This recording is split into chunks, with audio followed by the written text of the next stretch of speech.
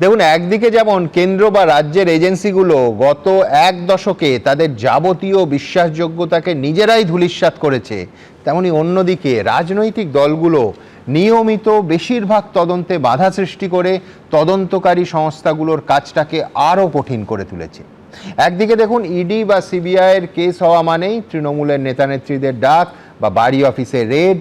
আবার অন্যদিকে রাজ্যের সিআইডি যখন জলপাইগুড়ি হোমে শিশু পাচার কেসের তদন্ত করে, তখন শুধুমাত্র বিজেপির নেতানেত্রীদেরই ডাক পড়ে এবং তাদের জেরা হয়।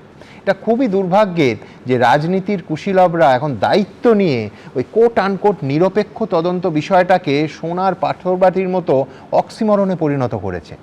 আমার পরের বক্তা প্রাক্তন পুলিশ কর্তা সলিল ভট্টাচার্য কি মানবেন? যেমন তোমার ইডি তেমনি তোমার সিবিআই এখন হঠাৎ কোথা থেকে তেরে ফুরে ইনকাম ট্যাক্সও ঢুকে গেল। মানে আমি বোঝার চেষ্টা করছি যে তাহলে কি নির্বাচন, এসআইআর, সুপ্রিম কোর্ট আর মমতা ব্যানার্জি সেই সওয়াল করা সুপ্রিম কোর্ট সবই একই সূত্রে গাঁথা আমার মনে হচ্ছে। এক নম্বর। দু নম্বর, দেখো ঠিক এই যে গত তুমি যেটা বললে সারদার কেসটা, 389টা মামলা হয়েছিল, 387টা ডিসপোজড অফ, দুটো মামলা এখনো বারাসাত কোর্টে পেন্ডিং রয়েছে। একটির তো নথি হারিয়ে গেছে, আরেকটি কোনো এভিডেন্স এখন পর্যন্ত দিতে পারেনি।